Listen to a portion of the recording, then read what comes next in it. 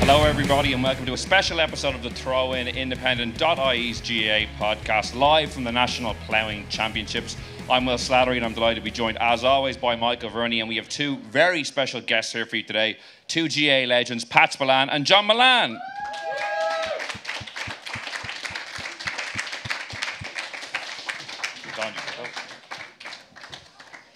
Pat, how are things? And we're here today to look back on what was a very memorable 2022 Championship summer, as well as hit on all the latest GAA talking points. And speaking of talking points, Pat, I might go to you first. The big news of the last few days: Kerry didn't get to enjoy the Ireland for very long. Paul Mannion and Jack McCaffrey returning in 2023 to Dublin. What was your initial reaction when the news broke? First of all, can I tell you, I'm not going to cry on this show today anyway, right? I'm going to hold my emotions in check. We're having a great time in Kerry celebrating the All-Ireland, and it's been very good. 5 great weeks, and at 6:15 last Sunday evening, Desi Farrell announced that Jack McCaffrey and Paul Mannion were coming back, and I'll tell you this, it's a reality check in Kerry, because Paul Mannion and Jack McCaffrey are two of the top, on form, they're two of the top 10 footballers in Ireland, so it's going to put Dublin favourites for next year's All-Ireland, obviously. The era is in full flow already, Pat. Is it a good thing in a way, Pat? Any element of complacency with Kerry is out the window straight away with these two of the best footballers in the country joining a really good squad already? Look, the one thing about it, I've said this before, Kerry don't do complacency. Do you know? You can be, like, in Kerry, you're expected, if you're on the Kerry senior football team, you're expected to win the All-Ireland this year. You don't have complacency last year against Tyrone. Anyway, and Cork in 2020 as well. Oh, Jesus, lads. Are they all ganging up on me?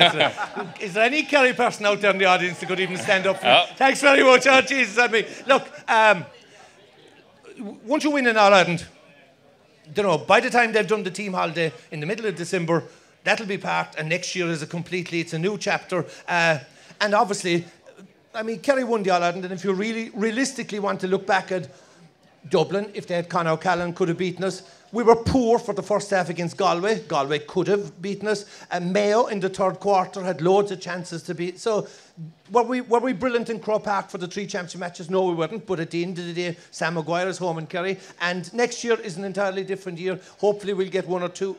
Will Paul Ganey stay on? Will David Morden stay on? Will Stephen O'Brien? So we'll be there or thereabouts anyway. That's the bottom line. John, in terms of the two lads returning after an absence, say for yourself when you retired, I think you'd won 4 All-Stars in a row up to that point. You probably maybe could have come back if you had wanted to. Taking that time out of the game, how difficult will it be for the two lads to hit the ground running and be the players they were in 2019, 2020? I suppose I was different. I was 32 years of age. I suppose what the advantage McCaffrey and Mannion have, I suppose age is nearly on their side. McCaffrey and Mannion, I think 29, 28 years of age. Sometimes taking a break away, and they've been playing club football at a good level as well. So I think it's going to be a massive plus for Dublin. So I don't see it being a problem. They're not really out of the game. I think they'll come back in refreshed. They'll come back re-energised and mad for road. And Michael, you'd love to know the negotiations behind the scenes. Jack McCaffrey's never given any indication really of wanting to come back. Paul Mannion's actually gotten pretty testy when he's been asked about it at some of these club press events. So I wonder what kind of negotiation Derry Farrell did. Was it Kerry winning that maybe spurred them to want to get back involved? Yeah, potentially so. Potentially so, Will. You only have a certain amount of time that you can play inter-county football, and the two lads are probably nearing that time where that train has kind of left the tracks already. So I'd say that was part of it. They were obviously part of a hugely successful squad, the most successful squad in the history of football. And then the last 2 years have been barren without, aside from Leinster titles. So I'd say that was partly to do with it as well. Could have been some of their teammates getting on to them. I'd say they were more important conversations. What the likes of Brian Fenton, what the likes of Brian Howard were saying to these lads. Now, the one thing I will say is, on their best form, they are two of the best footballers in the country. But Jack McCaffrey's out of football 3 years. It's not a given that he's going to just slide back in. He probably will, but it's not a given. And Paul Mannion the same. He's out of inter-county football 2 years. So it might not be as easy of a road as we think, but it definitely has put energy into a football championship that's, about 10 months away from its conclusion. I'm re-energised for it anyway, and I know Pat is as well. Yeah, Pat, if we look at the Football Championship as a whole, this time, traditionally, we might be previewing an All-Ireland final, 3 or 4 years ago, then it was put back into August, now into July. We've had 2 months of the kind of the club season this time of year. What have you made of it? I think everyone knows my opinion on it. I'm completely against the split season. I think we have taken our two best products. What are our two best products in the GA? Inter-county hurling, inter-county football, inter-county senior hurling, inter-county football. We've taken them off the shop window for 9 months. Now, when you take your best product out of the shop window for 9 months, you give the opposition a chance. I still think, okay, maybe we're not going to go as far as the third Sunday in September to play an All-Ireland football final on the first Sunday, but at least the month of August. And people say, you're talking because you used to get paid with the Sunday game, and the more matches, the more you get paid. It's a load of shite. Oh, sorry, it's a load of rubbish. It's a load of rubbish. I tell you, I'm passionate about GA. I'm a passionate GA man. I'm a passionate club man, and I like to see the GA thriving. But I remember in school, as a school teacher, the month of September, for the first 2 weeks, when the kids all came back to school, they were all had the hurleys in their hand. They were all playing hurling because they were all talking about the hurling final. There was a big build-up to the hurling final. For the next 2 weeks, it was the football, and they wanted to be a Kerry or a Dublin or whatever like that. They played football. They talked about football. We've lost the month of August. We've lost the month of September. And if you want to look at some of the papers, the main national papers, right, in the last couple of days, right, last Sunday should have been the third Sunday of September, was the third Sunday of September, should have been an All-Ireland final. Right, we're playing club matches. You read the papers, you listen to the news, you watch the television. Is there a lot on club matches? No. What were the headlines in the papers for the last 3 weeks? The headline, or for the last week. I'll tell you what the headlines, the GA headlines were for the last week. Number one, there was a big thing about, it was 11 years since Stephen Cluxton got that great point against Kerry. It's 40 years since a certain Seamus Darby Great day. pushed Tommy Doyle in the back. And the big headlines for the last week has been Paul Mannion and Jack McCaffrey. Are we talking about matches? No, we're not. So we're losing that opportunity. We need to change it around. We need to change it around. I think we're committing, it's an own goal. I know you're a retired teacher now as well. If you want the kids talking about, do we need to bring the kids back earlier to school? Do we need to bring them back short in the holidays? Christ, I mean, when I was teaching, you came back in September. So nowadays they're all back in August anyway. So it makes no difference. Would a middle ground, Pat, be, if it was finished in the middle of August, then the club season is a clear kind of a season.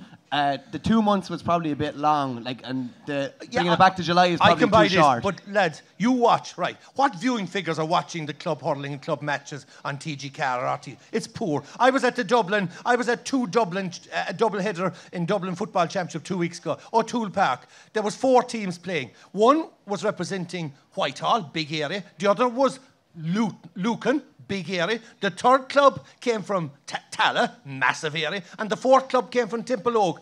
The 4 clubs, there was 200 people at the game. Temple No have 700 people in the parish, and we had 1,000 at the match against Dingle. So there's no interest. There is interest parochially at club level. Yes.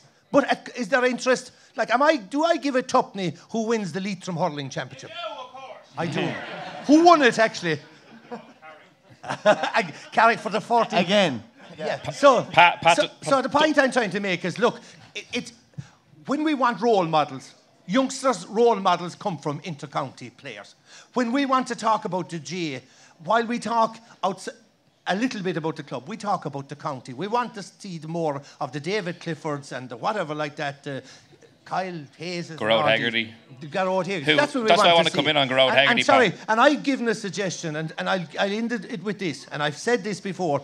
In order to maximise, why don't we have a split season between inter-county and club at both hurling and football? So, for the first 6 months, you have inter-county football, and for the second 6 months, you have inter-county hurling. For the first 6 months, you have club football, and for the second 6 months, you have club hurling. What that means is that all the year round, there's inter-county at hurling or football. Yes, there is an issue with dual players and dual clubs, but the amount of dual players at the moment are getting less and less and less. So anyway, I think it's stupid anyway playing it's absolutely stupid playing an All-Ireland final in the end of July, full stop. just on the question of role models, I mentioned Gerard Hegarty, who himself has come out really in favour of the split season already, saying it really works for the players who are currently playing. So I take your point about the interest levels, but what about the players themselves, both involved at club level and inter-county level? If it works for them, if they think it's a good thing. How could it work? Sorry, and I'm really fucking angry about this because, right, you say it works for the inter-county player. David Clifford, the game's greatest footballer. What a role model. What a player. Probably the most skillful, most gifted player I've ever seen. Probably.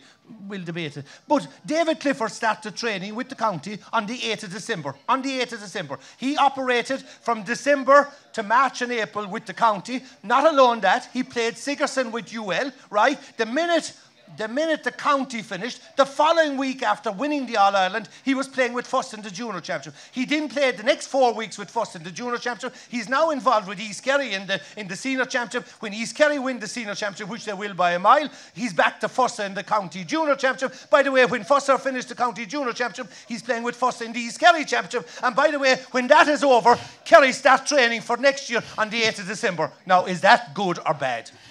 What you also have as well, Will. But what you also have as well, Will, is that you have some lads are finishing inter-county in mid-June or the end of June. Earlier even. And then the American boys come calling. And the inter-county players are jumping on the plane and they're going off to America. They don't give two hoots about the club. So there is a percentage of the inter-county players that, don't really kind of have any care in the world about their clubs. They'll go travelling to America in the aftermath of the inter-county season. And you can't blame them. Well, no, you can't, no. Yeah, Michael, from the media perspective, you're obviously covering GA. Like, how have you found that, to Pat's point about the interest levels, do you think it is sustainable to have the inter-county out of the shop window for such a long time? It's out of the shop window for too long. I'd say mid-August will be fine. Like, there is a quiet time at the moment on. There's no rugby internationals. There's obviously soccer internationals this week, but it's been a pretty quiet September, you'd have to say. And I think as regards promotion of the club game, like the GA need to make a big effort. Media organisations need to make a big effort as well. Like, it was great to see the two Dublin games on TV on Saturday night, and then great to see games on TG Catter. But there needs to be more and more. There needs to be more of a buy-in. I think the players, first and foremost, seem to love it by all accounts. And one of the knock-on effects of the inter-county calendar being shorter is probably Paul Mannion and Jack McCaffrey coming back to play football, because they know that the window for inter-county is shorter. I'd be like Pat, 3 or 4 more weeks maybe to the county calendar, mid-August. We still have a captive audience in the middle of the summer, and there's still a defined club and county season. But do you go the other way and you go at the end of September to the following March as your club calendar, and then from March right up to September as your inter-county months? You're giving us the sloggy, wet, dirty I suppose snow it goes back ridden to Pat. I mean, the viewing figures are with the inter-county season. I mean, the viewership is just not there with the club level. The viewership mightn't be there, but 2% of GA players are county players. Yeah, but at the end of the day, and if we want to promote GA, if we want to put money into the clubs, if we want to put money into coaches, where does the money come from? The money comes from the inter-county game, because the inter-county game is the money generator, and the inter-county game is where we get the money and we send it down to the clubs to develop their infrastructure. We send it down to the counties to get coaches. So without a successful and a big inter-county season, we're cutting off our nose to spite our face. It's ridiculous. We could probably fill a whole show with this topic, but I know people want to hear some other topics too. John, was it a good year for hurling overall? Like, Limerick, once again, All-Ireland champions, very exciting victory over Kilkenny in the All-Ireland final. Where do you think hurling's at now at the end of the 2022 inter-county season? Yeah, I think hurling is in a reasonably good spot. Look, unfortunately, we have an exceptional team there at the moment, probably at the same calibre of the Kilkenny team of the mid-noughties, but there were some exceptional games. I thought the Munster final was very good. Semi-final of Galway Limerick was a cracker, and we finished off with an unbelievable All-Ireland final. Where it's at the moment, I suppose it's Limerick are really setting the bar really, really high. I suppose it's up to all the other counties to try and reach that bar, and try and take them down. Pat, are you much of a hurling fan? I do, but I do, and I love hurling. I just feel that it's starting to go the way of Gaelic football, and that too much of Gaelic football tactics, for want of a better word, have infiltrated the game of hurling. And I talk in particular, okay, the physicality and the physique of the players is amazing, right? That's good. But this emphasis on the possession. And I mean, like, I go back to, and it's a very simplistic thing, football and hurling. Hurling is a game played with a stick. The main way of propelling the ball from one end of the field to the other should be by stick. The ball travels much farther when it's hit with the stick. Hurling is a game played by a stick. It has now been replaced by a game played where fellas basically throw it most of the time to the fella standing alongside. I see that as a problem. I go back to Gaelic football, and the name should nearly ring a bell. Football. Football. It's a game where the ball is propelled with your foot. Unfortunately, if you go to a club match, or most county matches nowadays, it's back to the hurling mantra, because it's all about possession is king. Possession is king. If you can't go forward, go sideways. If you can't go sideways, you go back. And you go, then the guys that drive all this are the statisticians. The statisticians. Because everything is driven by the statistician. The statistician tells the manager before the game. The statistician tells gives his stats at halftime. The statistician gives his stats at the end of the game. Do you know, yes, you can use some stats. But I mean, think about this with statistics, lads. Just think about this for a minute. According to a statistician, if you put your right foot into a bucket of boiling water and you put your left foot into a bucket of freezing water, statistically, you're comfortable. But, right, so what are the two...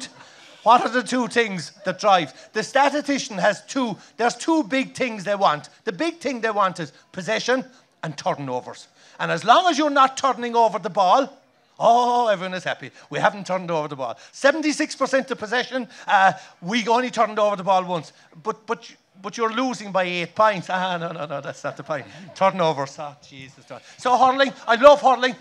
But it's not the way it's played a lot of times. And anyway, in fairness to the referees in hurling, I love the referees in hurling because, I mean, if ever there was an a la carte application to rules, these boys applied, because it's about one foul and 7 fouls are blown.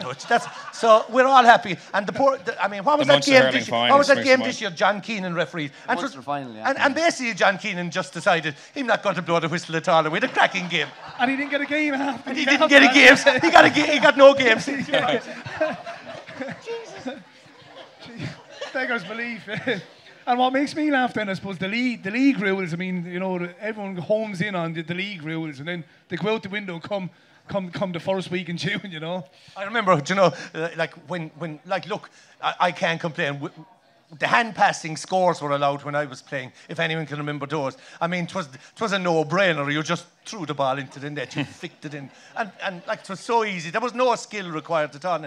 But I remember they decided to clamp down, because there's no doubt about it, like the hurling boys, we were throwing everything, because you were supposed to have a striking action. And then the All-Ireland final came up. I don't know who was it against, but Paddy Collins from Westmeath was the referee. And in fairness, he was the best Gaelic football referee at the time. And Micko, being cute Micko, there was a big furore to say, there's going to be a clamp down, there's going to be no more throw balls, it's going to have striking action, the whole shebang. And Micko fucking struck on a brainwave. He said, you know what we'll do? He says, we'll invite Collins down to show us how to do it properly. And I can still picture, we're all gathered in a big circle in Fitzgerald Stadium, and Paddy now shows, can you do it like this, Paddy? No, Mick, yeah, again, show again, Paddy. Yeah, striking action, and then, of course, we all do, Pat, right, Paddy, fine, bomber, perfect, and we go around. And I think we even did it a second time just to convince Paddy we were, and thanks very much, Paddy, for showing us exactly what's required. and a big round of applause for Paddy Collins. Jeez, we gave him a roaring round of applause. And Paddy's a lovely man, great referee. And I remember when he left, Dwyer said, we can do anything next Sunday, he says. because he says, if he pulls you up, he says, it means he's at fault. He says he didn't show us properly. The secret to your success. Michael, what do you make of Pat's point about hurling tactics? Obviously, like, someone like Paul Kinnerk with the tactics sport out during a water break is certainly a new departure from what we might have seen in the past. Do you think, has it become too tactics heavy? No, he has a point, definitely. And we're probably usually a bit behind the football curve, and we only start moving towards football trends. If you look at the great Kilkenny team, one of the main drivers of that was Mick Dempsey, a man from Laois who brought in a lot of football tactics. He had deep lying half forwards that we never would have seen before. You definitely have it now. Possession is premium now. I see it even at club level. If you hit away a ball, you're nearly called ashore straight away. The ball is a bit of an issue as well. I don't know if anybody saw in the Tip Club Championship a couple of weeks ago where the goalkeeper put it over from about the 21. I know there was a bit of a breeze behind him, but it's definitely travelling a bit too far. You used to have a big, heavy slog of a ball. If you could put over from 65 yards, it was an achievement. But it flies through the air now. It travels so far now. And they're so athletic and so strong and so talented now that they can put the ball over from crazy distances. Yeah, 100%. I suppose, the ball is an issue, and I suppose that it definitely has to be looked at going forward. I suppose you touched on it there. I mean, there's lads popping balls over nearly within their own full backline and their own D.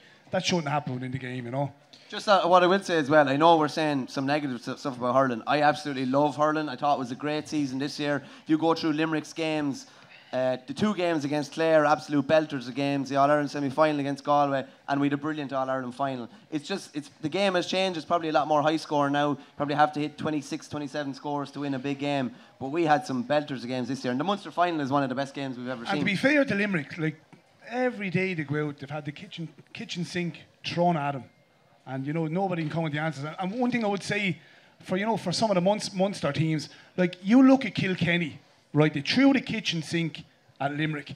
If Kilkenny were in Munster, could you imagine Kilkenny 7 days later having to go out and face possibly a Clare or a Waterford or a Cork and recover in time to go and face one of those counties? And that's what some of the Munster counties faced into this year. When they played Limerick, it took them a while to get over and recover in the aftermath. And unfortunately, Clare didn't recover in the aftermath of that Munster final, and they paid the price for it.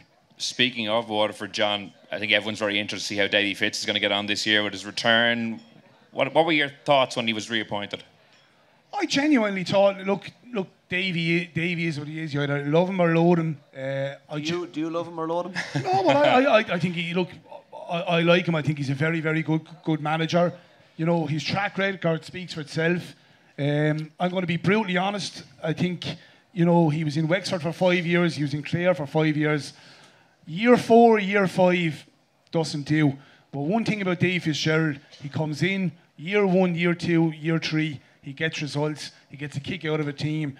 And I think there's still a kick left in this Waterford team. I think there's maybe a 2 or 3 year lifespan left in this team. And no better man than Dave Fitzgerald to try and come in and get the kick out of this team that's required. What are people in Waterford saying about it? Has it been a positive move overall? Is that what people think? Yeah, it's been relatively mixed. Some people are delighted with the appointment. Others are, saying, it's a bad move. Why are we going back the way? But look, I think, he's in there now. I think he's been the majority of all the club games. The players seem to be excited by it.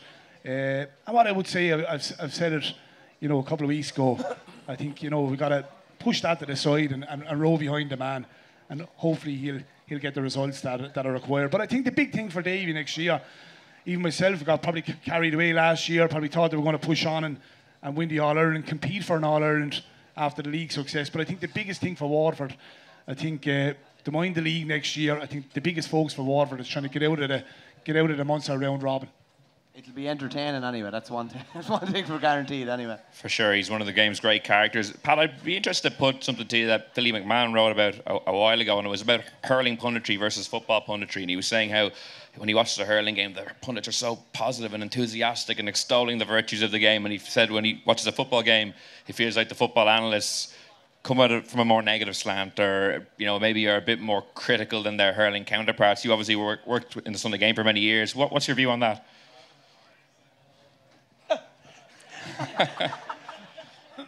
And I said this, I think I said this on I was on TV3 last week or the Late the week before. I mean, I lasted 30 years in the Sunday game. And if in any job, you don't last 30 years if you're spoofing or bluffing. You last 30 years if you're consistent. and if you can back up. And like I said, if it walks like a duck and quacks like a duck, the fucking chances are it is a duck, right? If it's a bad game, it's a fucking bad game. If a player has had a bad game, well, he's had a bad game. If he struck a fella a false belt, well, he's done a false belt. I call something as I see it. I did that all my life. For 30 years, I called something exactly as I saw it. And I saw a lot of bad football matches, and there's no point in fucking, there's no point in putting lipstick on a pig and pretending the pig now looks beautiful. There's no point in fucking dressing up a bad game of Gaelic football if it's a bad game of Gaelic football. And being honest, I'll tell you this, being honest at the end of the day, and that's why I lasted so long, because I was being honest and I called something to see it. I find that hurling is a smaller parish. The hurling boys all know each other. They're very close to one another. And yes, a bit no different than horse racing. I always look at the horse racing, and the horse racing boys are just cheerleaders for their sport. And fair play to them. But you're not expected to be a cheerleader. I don't want somebody to tell me that hurling is the greatest field game in the world. I know it is. I don't want to be told it's a great game. I want to be told honestly, was this a good game? Was that a bad game? Whatever like that. So football is honest. I think you get more honest saying, look, I've survived for 30 years in it and I got out alive. Just about. So, Philly, load of rubbish. Well, we could go on all day with the three lads, but unfortunately that's all we have time for. Thanks so much for everyone who joined us today, and a big thank you to Pat Spillane, John Mullane and Michael Verney.